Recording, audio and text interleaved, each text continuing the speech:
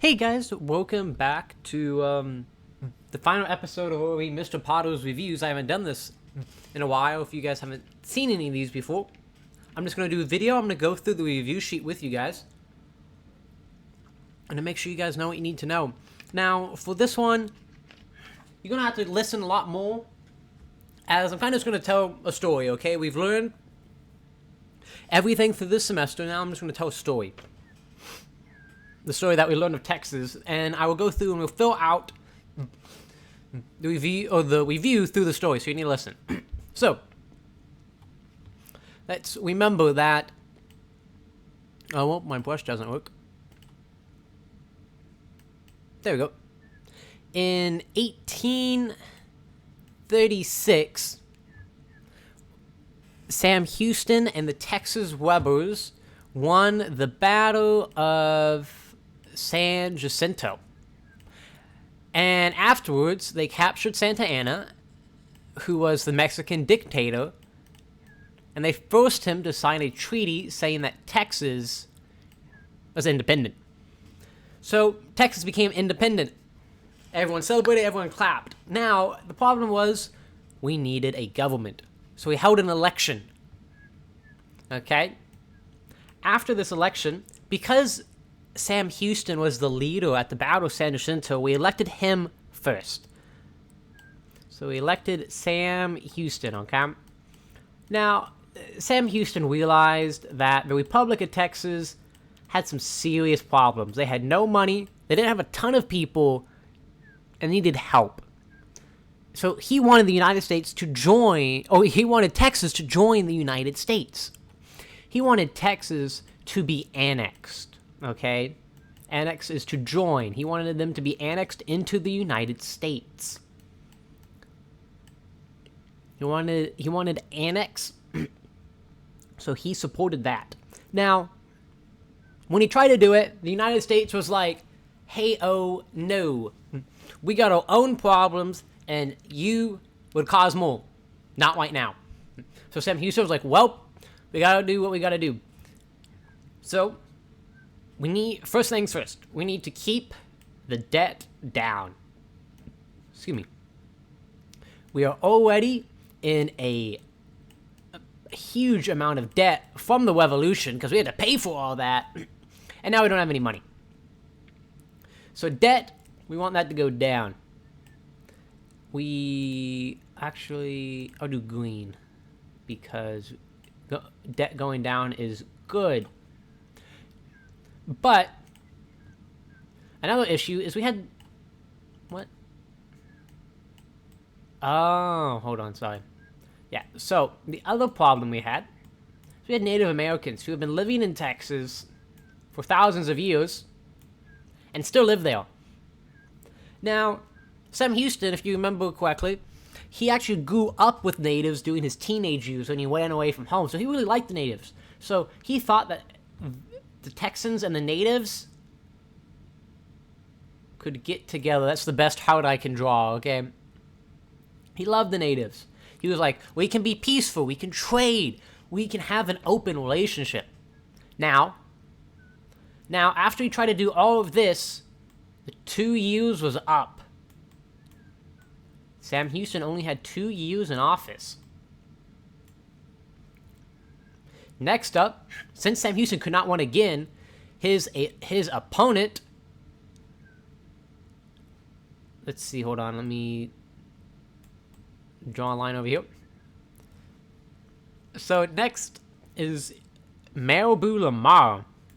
Marabou Lamar hated Houston. He thought everything Houston believed should go burn and die except Texas itself. Because, my way is better. That's what he thought. So, Marabou Lamar is going to be like Houston in every opposite way. Annexation. No. He believes that Texas is going to become a mighty country. It's going to span from Texas all the way to the Pacific coast. It's going to be huge. So annexation is a absolute no-go. Nope. Now, Native Americans, Well, in his eyes, Native Americans are less than white people. He's racist against Native Americans. You can't have a an amazing country if you have these Native Americans here. So Native Americans? Nope. Now what about the debt? Well, his philosophy is if you don't spend money, you're not making money. You got to invest. So he's going to invest in a lot of poor things, and the debt is going to go through the roof. So remember, Mayor Lamar and Sam Houston are opposites. Sam Houston, he wants to annex. We got to keep that debt down. Love the natives. Mayor Lamar, annexation sucks. Native Americans suck, and the debt can go higher. So that is what's going on there. Hold on. Let me see if I can... No, I don't need to save that. Okay, we're back.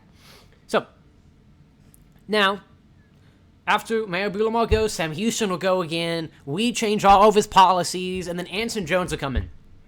Now, at this point, it's 1845. It's been a couple years since the Republic was started in 1836, now 1845. Texas, the Republic of Texas again asks the United States, please, please, please let us in. We have so many issues. If we were just part of you, our life would be so much better. The United States has a president, Andrew James Polk, who wants to achieve something called manifest destiny. He wants the United States to go from coast to coast. He wants them to control the entire American continent from coast to coast, okay? Well, not the entire thing, just coast to coast, not Mexico or Canada. Manifest destiny, okay? He wants to take it all, and he believes it's his destiny to do so. And he convinces America to do so too. And you don't know what's in the way of that coast? We have the East Coast. We have Texas, California, and Oregon over here. So we have the East Coast. We have the West Coast. America is up to here. But there's this country called Texas right in the middle. And they want to join us. So we're going to let them join us so we can keep going west to achieve our destiny. Now, we still have our friend over here, Mexico. And Mexico, who still wants Texas but has unsuccessfully tried to get Texas back, when they join the United States, they're going to take this as a personal attack. I mean, they truly believe that America came to my front door, knocked on my door, opened the door, and spit on my face, okay? They truly believe they've been insulted. Now, James K. Polk wants this land here, which belongs to Mexico. Now, to do that, he's going to send some troops to the Rio Grande border between Texas and Mexico. But the border has not been defined yet. So there's no man's land where no one knows who owns what. So when he sends soldiers there and they see each other, they're going to shoot each other. And a couple of Americans die. Now, James K. Polk is going to use propaganda, what we learned from a World War I and II unit.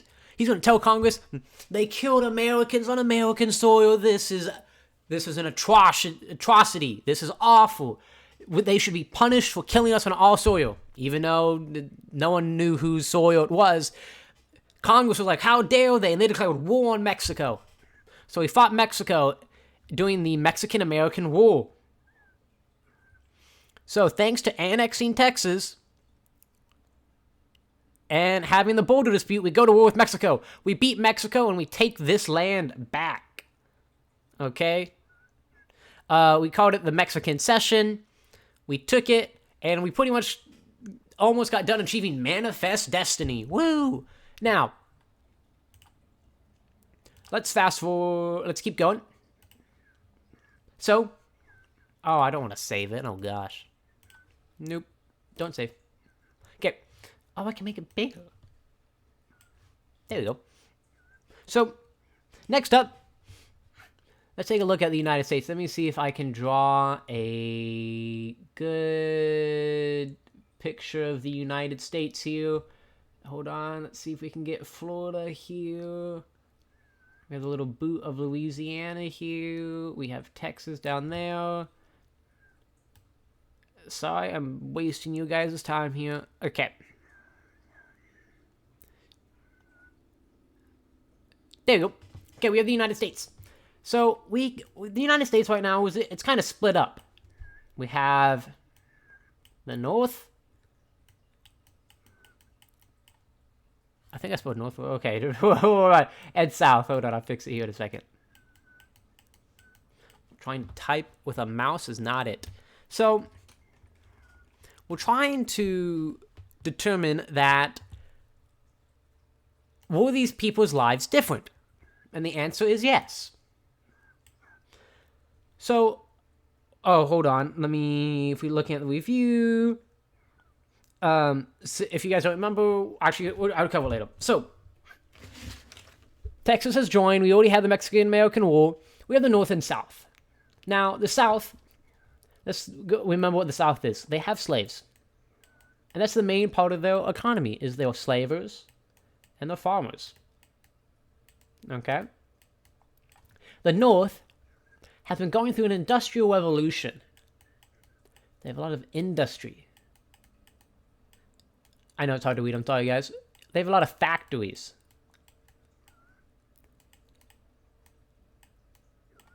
So we already have two opposing ideas here. Now, this is going to lead to what we call sectionalism, okay? Where if I live in Virginia here, I am loyal to Virginia. I'm part of the United States, but if Virginia needs something, I will do for Virginia before the United States. I love my home rather than my country. So everyone who lives in these states is going to love their state rather than their country. We have people in Louisiana here. I love Louisiana. United States, oh, that's a cool place, but Louisiana, that's it. Now, so they're going to lead to these separations are going to get further and further apart. They're just going to be so different from each other, okay? Now, they also believe, in the South, talking about states, if I can find my mouse, there we go. They believe in states' rights, okay? They believe that the states should have the power over the federal government, okay? They believe that your state, like if the federal government makes a law, but my state doesn't want that law, then there's no law, because my state doesn't want it. That's what the South believes. The North believes that the federal government should be stronger. Now, this, again, is going to lead to further divide, because now they have different political views also. Because they believe in states' rights, while the North believes in federal government. Now, as a reminder, that term is called federalism, the separation between... Oh, hold on, there's no R there. Make that an E. There's the separation between the federal government and the state government. The South thinks federalism is garbage. And, you know, we don't really need this federal government. We have the states. The North is like, no, we need the federal government to be more stronger, okay? So federal, states' rights. Now, we already talked about it, slavery. Slavery in the South, that's just the way of life. We gotta have slavery to run these plantations that we have. The North, they're like, we just have factory workers. We don't need slaves. Slavery is kind of bad. You're kind of forcing these people to do what they want. Do what you want. Let me rephrase that. I was incorrect. Do what you want, and you're not even paying them. You're treating them like dirt. You're beating them because they're not working hard enough. We don't like that there. And the North, that was slavery for the South. Now, what the North has is they have tariffs. If you guys don't remember, a tariff is a tax on a good. So, we have all the way over there, we have the United Kingdom, or England.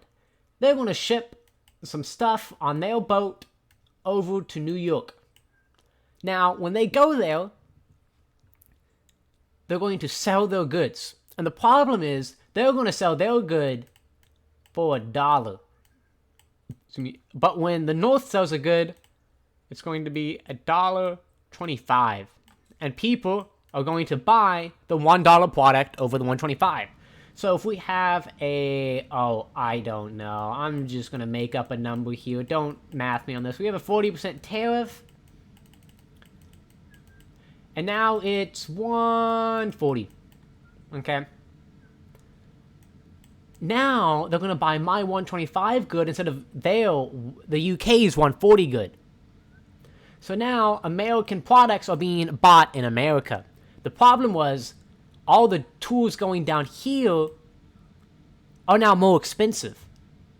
The South used to be able to buy the tool for $1. Now they have to pay $1.25. So the North is making money and keeping factory jobs. But the South, they're like, hey, why are you doing this to me? I have to buy my stuff and you're making me pay more for yours. So tariffs for the North are going to be, hold on, let me get a second color here, are going to be check. But tariffs for the South, hold on, let me write tariffs down here. Tariffs for the South, no go. We don't want it. So what's going to happen is there is going to be war. The Civil War is going to break out after the Battle of Fort Sumter. And what's going to happen is we're not going to talk much about the war, actually at all. So I had to get a drink there. What's going to happen is we want to focus on the home front and what's happening back at home. Now, during the war, the North, or the Union, is going to make a blockade. If I can find my mount, hold on, there's my mouse. They're going to make a blockade, and they're going to block the South. Okay? So, the Rio Grande's right here, but they blocked that too. So, they're going to block the South, so there's no trading going on. So, at the home front, the men are off to war, okay? So the women have to take up jobs. So the women are doing the farming, they're doing goods. Now, when there's a blockade, you can't get goods in or out because they're blocking everything. So since a lot of the men are gone and we can't get food is going to be scarce. Would it be low on food? So food is going to be low. Supplies are just going to be low. You're not going to have much clothing. You're not going to have much of anything. You're going to use pretty much whatever you can find to get these goods.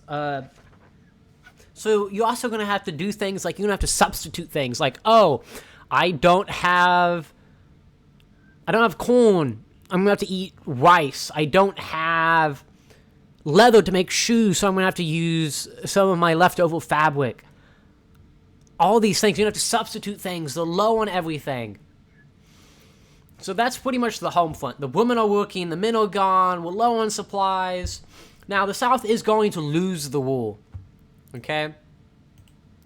So the South loses, and the country's still broken, but we need to get it back together. So, we are going to reconstruct the United States.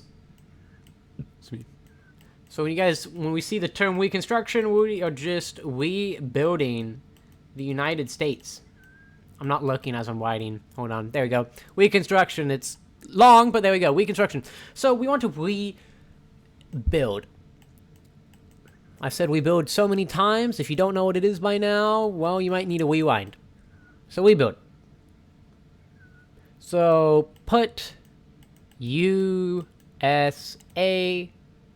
back together. Hopefully you guys are keeping up with me here. But put it back together. Now, we had that issue of slavery. We got to get rid of that. So we're going to make some amendments. Amendments are changes to the Constitution.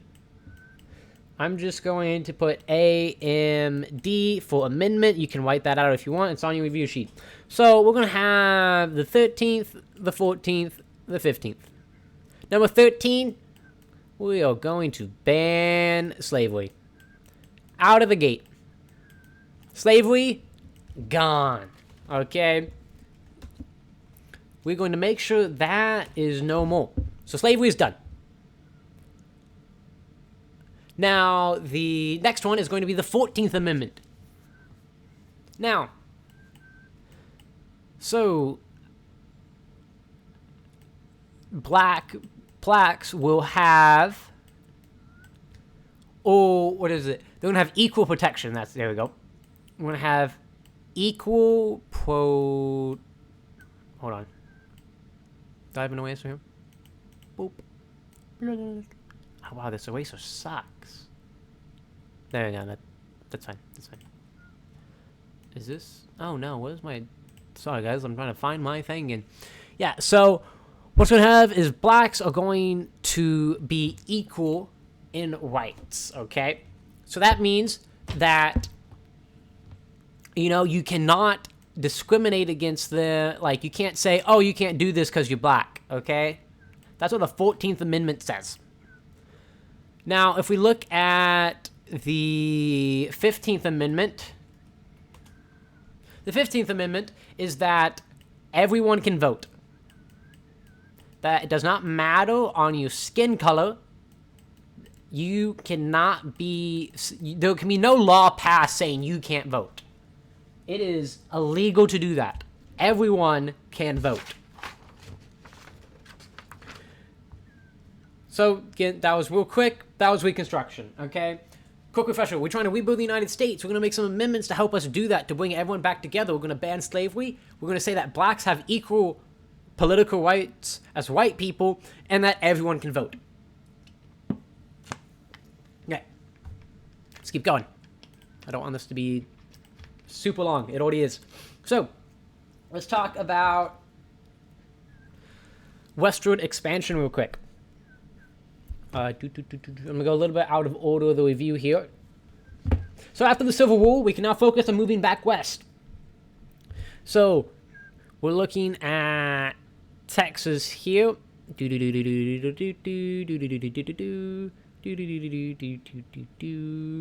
to go down there. It's going to come back up. We're going to go like this. It's going to come up here. Texas. Okay. So everyone in Texas is living pretty much in this area. We have the Gulf Coast and we have the northern Great Plains. Over here we have the Native Americans. And we want to move west.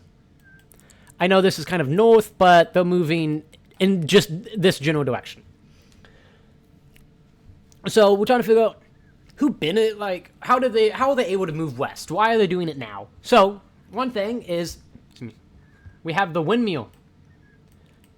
Now that we have the windmill, what it's going to do is it is going to pull water out of the ground. So now we're able to get water. Okay? And now that we can get water, well, I can move anywhere if I can get water now. So people are going to use the windmill. They're able to get water so they can live pretty much wherever they want. And then, now that we're moving out here, this is amazing for white settlers. They have cheap land. And it's good farmland.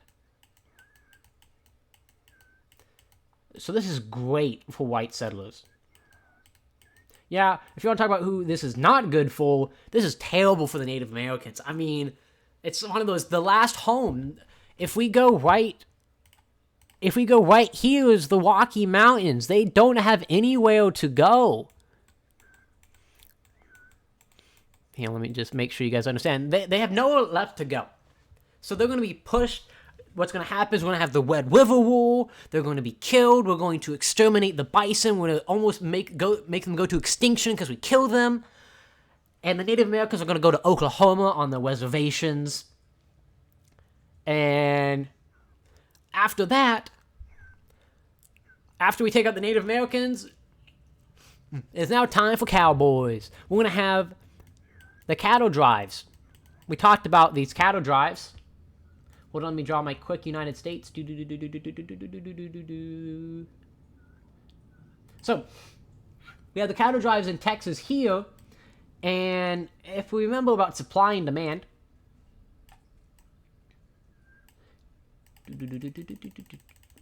supply, demand. We're talking about supply and demand. Now, down here, the demand for cattle is low, and the supply is high. So if we look at our price index, that's low. They're selling this for like $2 a head of a cattle. That sucks. But if we make our way up to Kansas, the demand is high, but the supply is low. So if we look at our price index, ka-ching.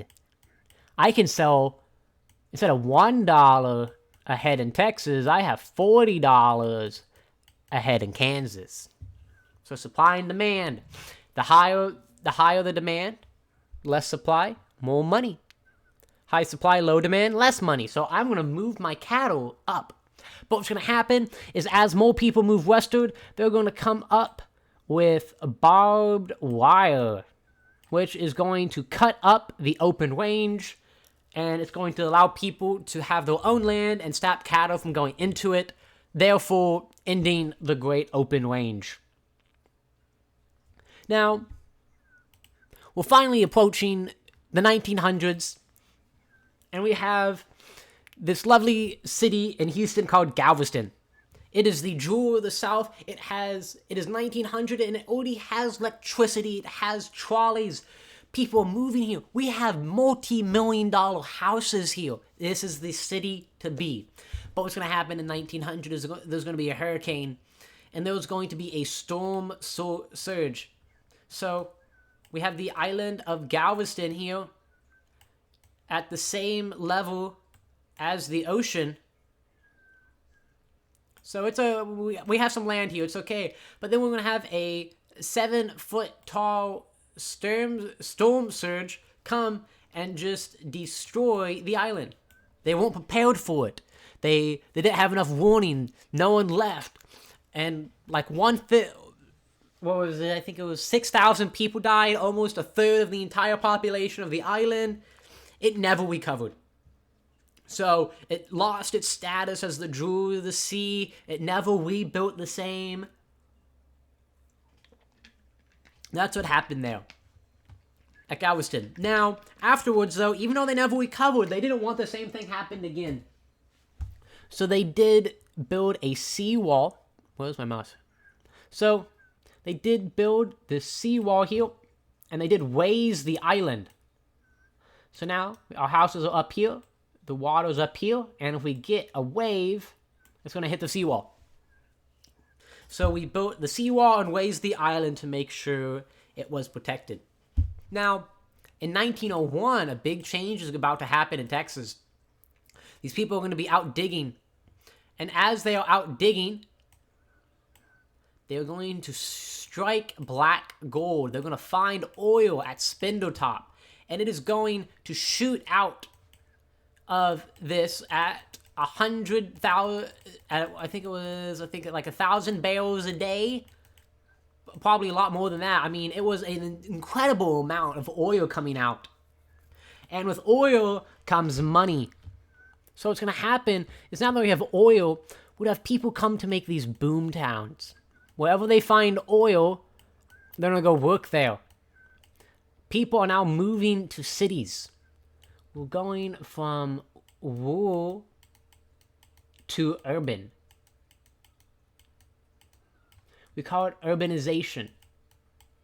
I messed that up there. You guys know what I'm saying? Urbanization.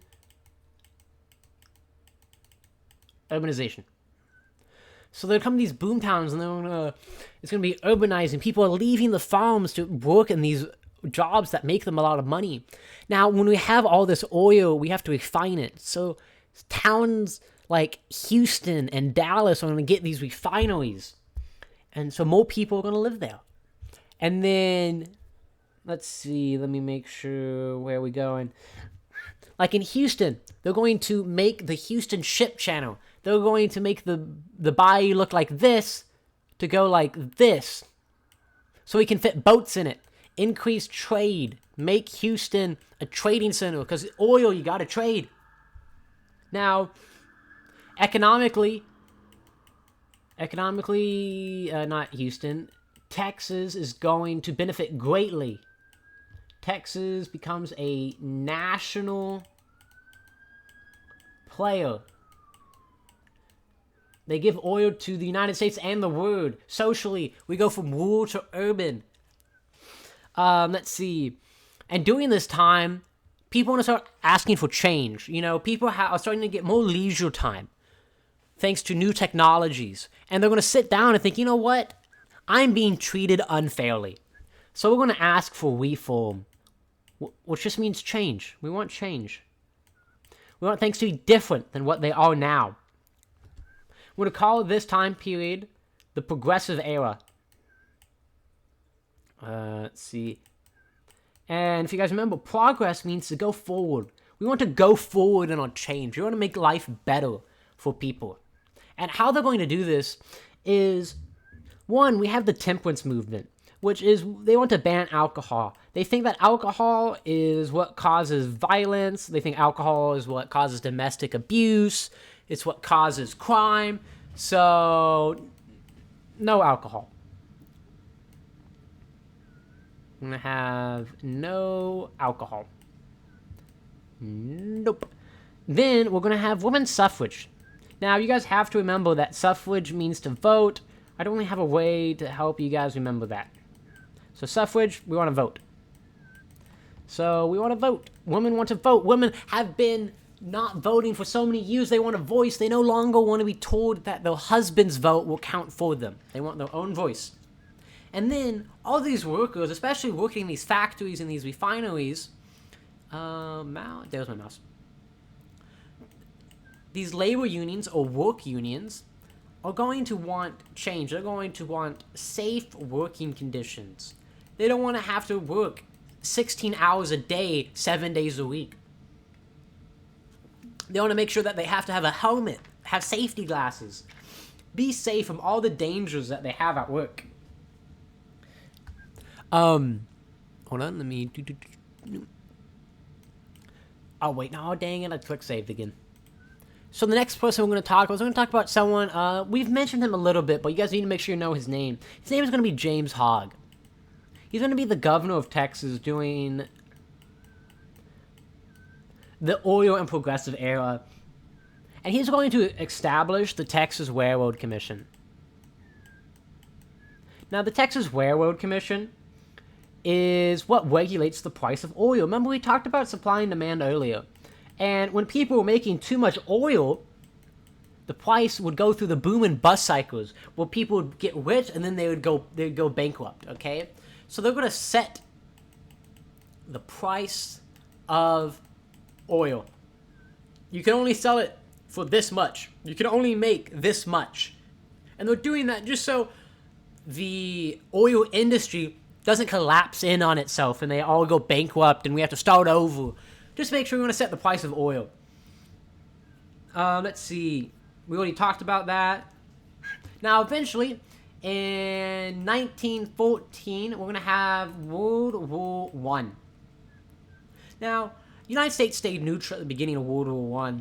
But what happened was, World War I in Europe started due to the assassination of Archduke Ferdinand. Here we get our scar here. They killed Archduke. They killed the Archduke. And Europe went to war. United States stayed neutral. But eventually, they sunk the Lusitania. They were sinking on boats, okay? That's all you need to know. They were sinking on boats. And, we were just like, you're killing American citizens. You're killing innocent people sinking on boats because you're trying to make sure no supplies get to Europe. And then they're going to send the Zimmerman telegram, which is going to be a telegram or a super old text message to Mexico saying, hey, Mexico, we noticed that you are next to the United States and that you lost Texas, New Mexico, and all of that to the United States. It would be really cool if we were allies and you attacked the United States. And that's what it was. But America found it, and they were like, hey, what the heck? That's not cool. You know what? You've crossed the line. We're going to go to war. So they went to war. Now, Texas is going to really help the war by, it's in your World War I warm-up.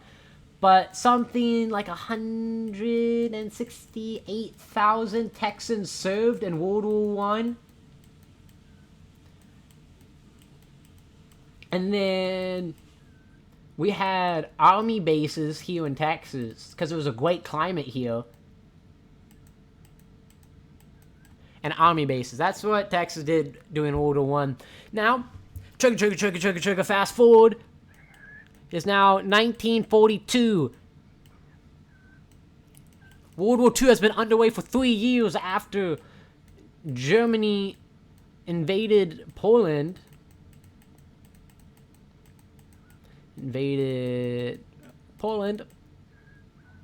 And what's going to happen this time is Germany's allies with Japan, and Japan is taking over the Pacific. And in the middle of the Pacific is this United States territory called Hawaii, where we keep the Navy. Japan is going to attack it. We call it the attack on Pearl Harbor. And they surprise attack the United States, killing over 2,000 men and sinking a bunch of our ships. And this is a sneak attack. We have to retaliate. So we go to war with Japan.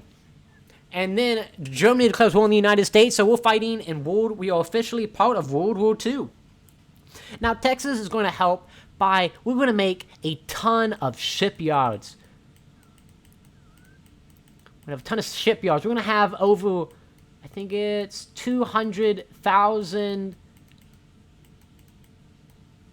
Texans serve in the Army. We still have the Army bases. But yeah, remember the shipyards. We have a ton of shipyards. Houston, Corpus Christi, Galveston. All these port cities are able to make all of these ships. So, let me double check to make sure that's everything on the review. That should be everything covered. If you have any other questions, ask Coach Jones, ask Mr. Adamovich, ask Mr. Atkins. Let me see. So, remember, when we're talking about oil and gas, remember urbanization, all those jobs coming together. Let me just double check. Make sure you review your civil rights information that we've been talking about. Just a couple names to remember. You have Martin Luther King Jr. He's going to be an African-American civil rights activist. He's a huge figure. I have a dream. We have a holiday after him. Other people that we have, Lyndon B. Johnson. He's only the president of the United States, okay? He signs the law.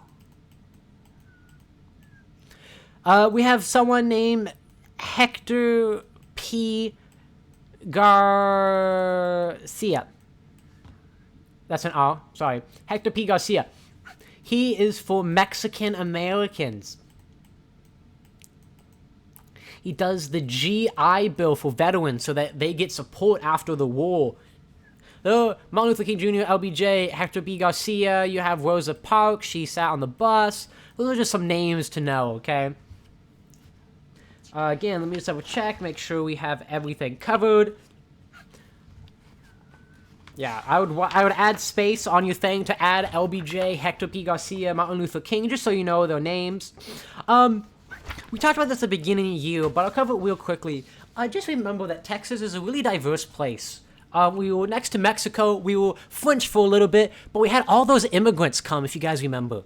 Was that on the review sheet? I didn't cover it? Hold on.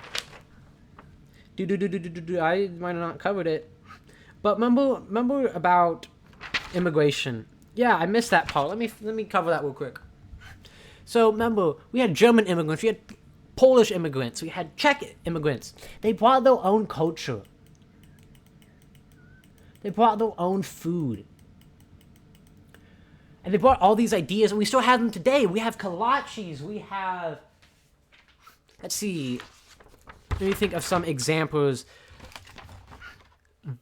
Yeah, we have Cajun food, we have tacos, we have churro beans, we have Spanish corn, we have spaghetti, we have pasta, we have meatballs. All of these are coming from immigrants. So, under your immigrant things, remember cultural and food. That's what they brought to Texas. They brought their own ideas about that.